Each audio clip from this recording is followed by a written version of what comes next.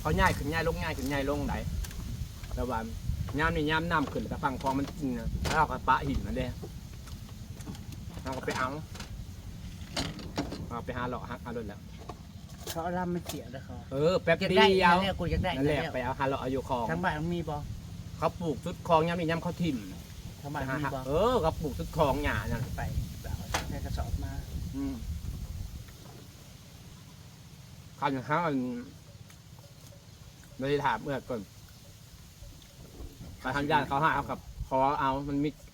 คนหุ่นจักปลูกลายอยู่ขอเขาเอาแค่ให้ได้ แต่ย่ำนี่นะเขาทิ่มย่ำน้ำขึ้นเขาทิ่มอยู่แล้ว อันนั้นมันหวานมันขึ้นหน้าหญ้าแต่ลำมันอยู่คลองนี่บนอึดบ้านเขาปลูกชุดเทพ กูก็เห็นแต่เขาเสียบลำนะแป๊บเดียวเสียบลำแป๊บเดียวก็ขึ้นแห้งฮักแห้งขึ้นมากับสวัสดีจ้าและอาหารว่างว่าน่ะจักงามใดแล้วหญ้าเนี่ยขึ้นถมแล้วก็แล้วนางกับบ่มีเดียวไปหาโรคหญ้าซอยเขาก็มาบ่ได้โลกซ้ำไปกับพี่น้องไปพ่อกินข้าวแล้วเราก็นอนมันโหลดคลิปบ่ได้เลยป๊บมาหุ่นหวยเนาะถ่ายคลิปมาเพราะว่าโหลดบ่ได้นี่ยากแม่นบ้าเขาจำมันอึดชันงานเด้เมื่อยพี่น้องก็ไปถ่ายคลิปเกี่ยวหัวเกี่ยวสวนนี่เด้จะไปซื้อหญ้ามาว่านดีกว่ามั้งปลูกหญ้าป้องอันนี้แล้วปลูกหญ้าว่านน่ะมันเป็นที่ขึ้นหญ้าที่ผมไม่แต่เอาปอกมากสิจักซอกบ่ชิดซอกเยังซื้อเขาให้ก็ง่ายกว่าเม็ดแต่ว่าเขาสิขายอยู่บ่เขายังเขาให้อยู่ซื้อเขาปลูกสุดเล่งคลองในบางคนนะยามนี่แหละเขาเจ้าง่ายจะปลูกอยู่โคกปัญญามไอ้น้ำบกลงเขาเจ้าก็หักไปเสียบหักเสียบลงแล้วก็โอ้ยหักจะเบิดปีให้งัวกินนะเฮ้ยเพราะนั้นคลองมันบริโภคนี่อยู่แล้วเด่นบริโภครับปลูกคลองอยู่คลองบริโภคน้ำเดี๋ยวพี่น้องดินมันซุ่มเดี๋ยวนี้เขาจะย่อมปลูกหญ้าน้ำบกลงเขาก็หักลงย้ำน้ำขึ้นกับป้าน้ำถ่วมเลยเขาก็ไปหักเอาเวลานางไปหลอกเขาแบบพิซซ่าเนี่ยที่ถ่ายให้เบิ่งอยู่มือที่ไปจะเท่าก็ใช่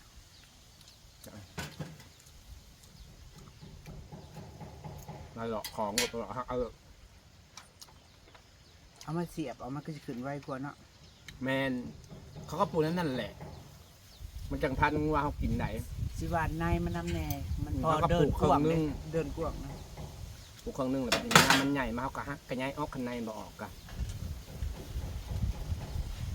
เขาเอิ่นหยาดวะหยาวานนั่นแล้วมันไวแต่มันใหญ่ไว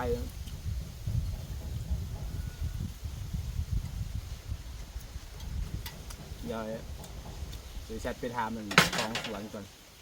ที่ครับปลูกหยาดหรือเปล่าคอเขาเอาคอเป็นหลอกเอาเลยจังเขาบ้าติดเลยแหละหอมหมด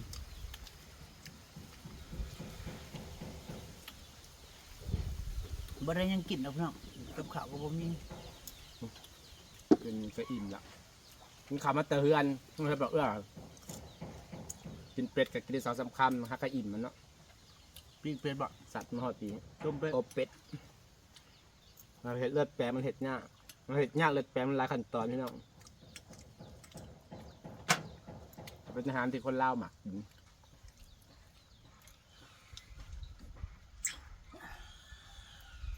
เย็นอยู่นี่นะหญ้าเนี่ยสำคัญในทุกสิ่งตั้มกระสังเย็นเพลงประกอบคลิปนะจ๊ะอย่าเพิ่มเบื่อนางนะคะเพลงบ่ทันดังสิมาเบื่อแล้วค่ะแล้วเวทมิวสิกเลยเนาะไปอาร์ตเป็นพี่นายบอกให้ชอบให้มันได้ก่อนคิดมิวสิกออกมาก่อน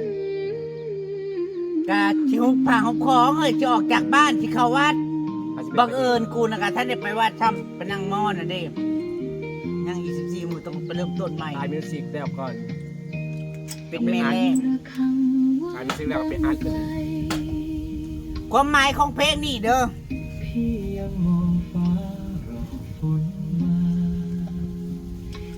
ประเทศเป็นไรเอาโอเคนะเนื้อหาของเพลงผู้หญิงชื่อว่าผู้หญิงชื่อว่าตัวเองมีคำสาปแม่แรงนะพี่น้องผู้หญิงน่ะมีคำสาปแม่แรงเป็นเหตุให้ผลบ่ตกบัดจึงชีนี้คำสาปสิเข้าไปวัด สิไปปฏิบัติธรรมอยู่วัดสิไปล้างคำสาปทั้งที่มีผู้บ่าวอยู่นะผู้บ่าวอยู่บ้านกับสิทา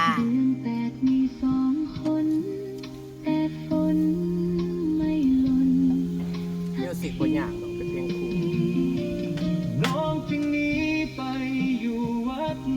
กราบพระล้างบาปทั้งน้ำตา จะว่าเป็นตะเบิงจะ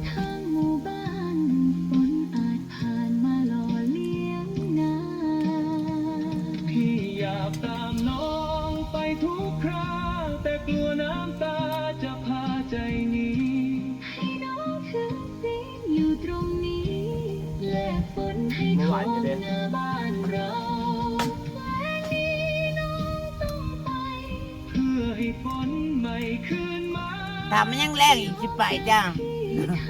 บนแรกเลยน้ำเต็มที่เรื่อง เจ็บกว่าเห็นหน้าร้าวราน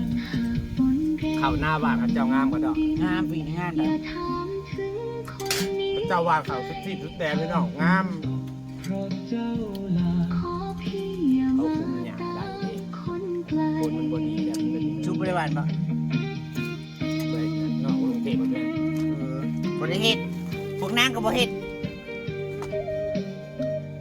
ราคาข้าวก็ได้ตกต่ำเลยฮะ ต่อพิซซ่า ปีนี้จนมากเขาหวานกับหลายแหงทงบ่เคยหวานกับหวานบ่เดียว ผักงามไหน งามเขาบอกแป๊บกับหวานบ่ทงเลย เขาคุมหยาได้เขาฉีดยาขาย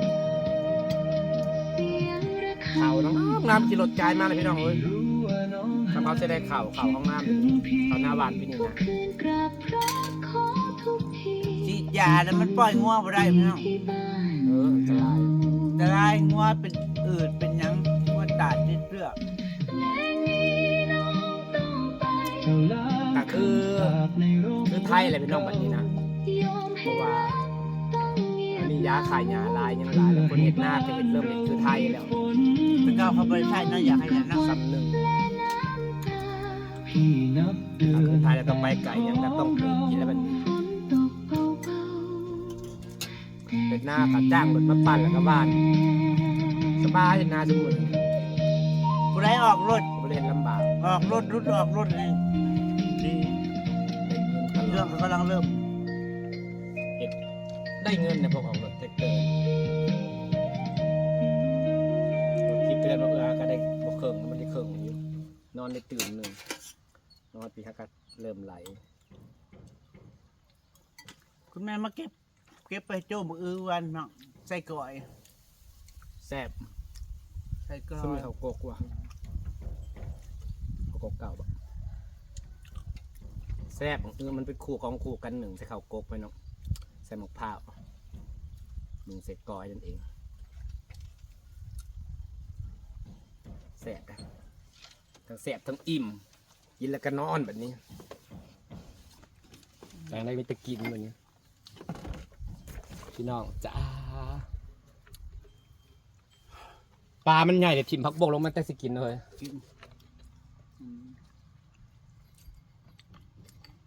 หักใครกันบกกินบัวเนาะบัวแดงนี่ปลาบกกินวะผัดบัวนะผัดปลากินในบัวไอ้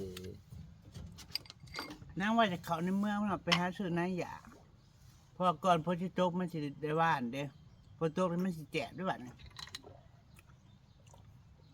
กับหัวอาหารกุ้งเอาอย่าไปเถอะ ร้านกุ้งเป็นอาหารเม็ดจมเขาใส่กันเนาะไปเบิ่งคือเคยเบิ่งวิธีเกลืออาหารกุ้งเนาะมันกินอาหารบริเปลืองกับปูกับปลาใด เขาบริวาร เขา ทั่ว ปั้น บ่จ้ะ ถิ่มลงแล้วมันก็ไปกินอันเดียวกับอาหารกุ้งพลอยแล้วเขาใส่เนาะแต่เคยไปศึกษาอยู่ศึกเรื่องเลยศึกษาใน YouTube เลยสกายเบิ่งเขาเบิ่งใน YouTube เลยเขาปั้นใส่กับอีหยังไม่ได้ครับคันว่าบ่มีอาหารเม็ดเอาอาหารนี่ครับแส่แล้วก็ปั้นถิ่มลง ทำจบหมด มันมีวิธีมันดีมันกินหันอยู่เคยศึกษาอยู่แต่ลืมแล้วศึกษาใน YouTube เขาสอนวิธีให้อาหารกุ้งเลยแต่จริงกุ้งมันกินอาหารเม็ดจมเนี่ยเนาะอาหารปลามันพูมันบ่จมบอกกุ้งมันอยู่พื้นแห้งแบบว่า น้องแห้งไอ้คลองใส่ไก่อะมาลานี่คลองมันเป็นคลองซันกุ้งมันขึ้นมากินไม่ได้ครับเป็นหนองยังว่ามันแบบว่าไหลไปก้อนอยู่ขอบยังมันขึ้นมาไต่กินได้เด้อันนี้มันขึ้นมาบ่ได้เลยพี่น้องอันนี้นะขึ้นมาบ่ได้เลยครับต้องอาหารเม็ดจมเท่านั้นแต่มันซันเลยเนี่ยว่าเป็นน้องเป็นยังว่ามีขอบน้องแล้วมันไหลไปก้อนน้ำตื้นแล้วมันไต่ขึ้นมากินนั่นเพราะว่าคืออย่างสะอย่างน้องสะพลานี่มันก็ไต่ขึ้นมากินอยู่ขอบมันแต่อันนี้มันซันมันไต่ขึ้นมากินบ่ได้อะไรนี่ สันพยางพร้อมเจ้ ต้องอาหารเม็ดจมทั้งนั้น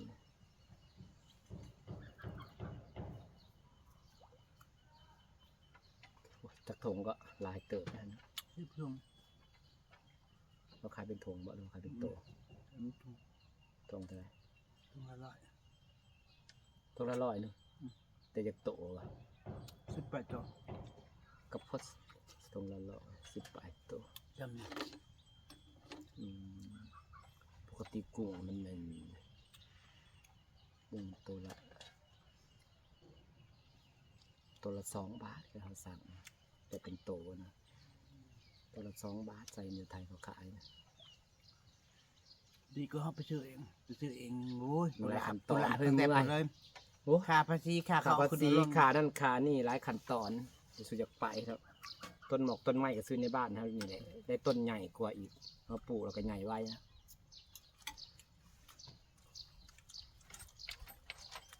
ปลูกได้ก็เมื่อยคั่วก็เมื่อย แมน เตือนแดงตีเหลืองหาใส่ปุ่นไปหาผู้ไปหาดอกขี้มูขี้งัวผู้อีกกู มันก็เป็นแนวเห็ดเดมันก็ดีกว่าอยู่ซื้อเลยครับมันแก่ไปแล้วเนาะยังเบิดแล้วฝนมามันมาหนาฝนมันอยากมีแมงไม้อยากมีพี่อยากมีหยังพี่น้องบอกขึ้นหนาแรงมันบอกว่าฝนมาปุ๊บเนี่ยไม้เอาสิบ่งามเลย มึงก็เบิ่งในต้นมะเขือมันเป็นเดียวแต่มึงกินแล้วก็แล้วเลยมันเท่นี้ เอา มัน ฝ จริ น งนะ ทำมันเลย เป็นเที่ย เขาจะสิเห็ดอุโมงค์ปลูกบ่เขาปลูกหญ้ายามฝนปลูกพักยามฝนนะไปเห็ดอุโมงค์ปลูกแล้วไม่ได้ขายเด้ปลูกพักยามฝนไม่ได้งามเด้อมันคือยามแรงมันฝนมันเหยียบมันเลยกับเพียบยังมาฝนมาแล้วพวกพักเครื่องปลูกกระสีบงามแล้วกระสีหย่อไปพี่น้องโบและถาบัดแรงมาโบและบัดแรงมาถ้าหดเอาต้นเก่ากับงามขึ้นมาคือเก่า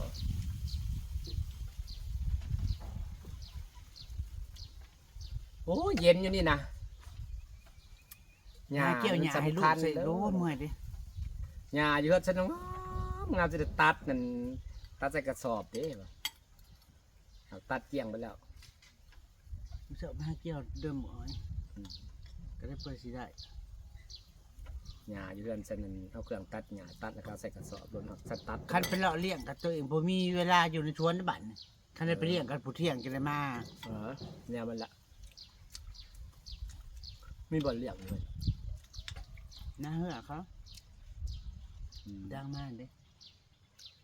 2 ตัวเอาไปปลูกง่ายแล้วหัวคนหัวส้น เยอะจังเลยอ่ะไอ้กว่าเนี่ย 2 ตัวปลูกง่ายสบายหญ้าหวานปลูกหญ้าหวานหญ้าป้องเสียบป้องกระสิแซ่บทามเขาเจ้าก็จะมีเสื่อหญ้าที่สิขอชื่อเอาเฮาก็ขายบ่แพงดอกสัมป้องหญ้านี่สวนหญ้าน่ะสุดคลองนี่เดี๋ยวนี้น่ะเขานิยมปลูกหญ้าในบ้านนี้เขาปลูกอยู่คลองปลูกมันงามปลูกปะ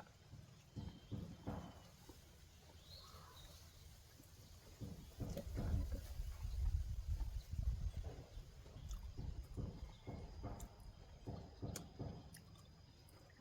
จะไปซื้อขี้มูเข้ามาใส่บ่ล่ะ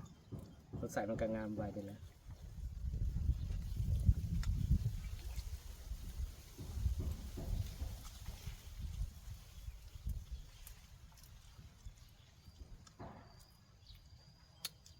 แต่บาง3 สอบมันก็ร้ายเติบมันเนาะ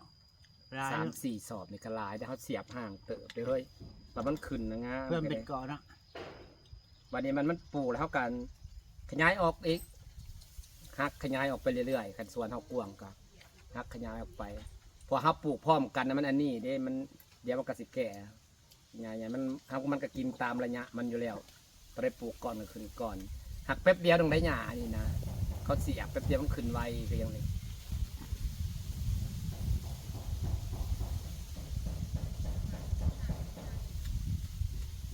จะได้มองจะไปเอามองจะไปชื่อไก่กันเลยพี่น้อง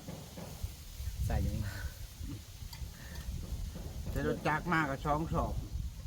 หมัดสิท้ายรถ2 เดี๋ยว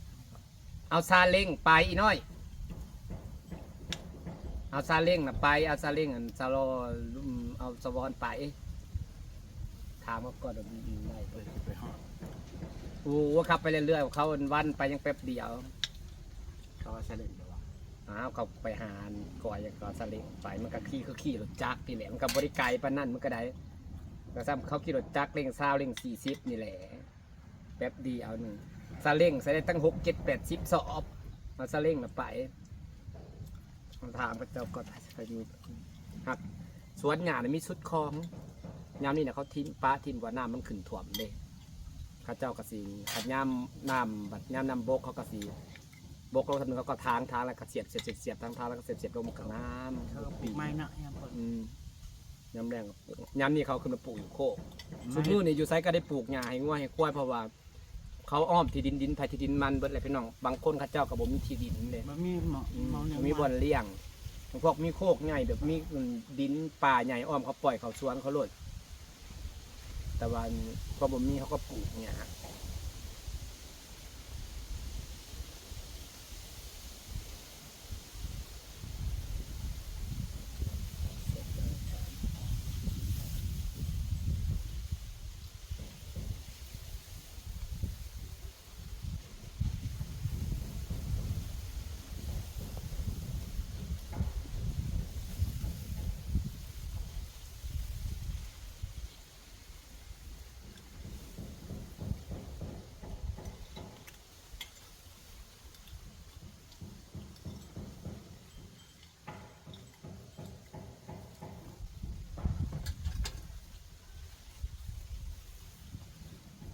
ว่าเขาปลูกหญ้าล่ำน่ะแป๊บเดียวมันก็ได้ปลูกเดือนเดียวเขาก็นี่แล้วได้เก็บให้มันกินแล้วแป๊บเดียวคันเขาว่าเน็ตจะงามใดหญ้าวันเน็ตก็ได้คนนี้เขาก็นิยมปลูกล่ำ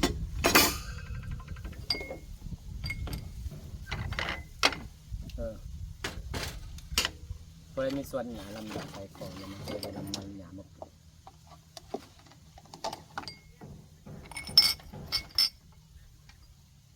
หลายอยู่บ่ได้จักสอบอยู่บ่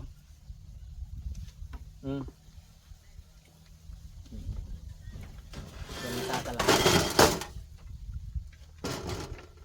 ลาไปจากกันเลยจ้าสวัสดีค่ะ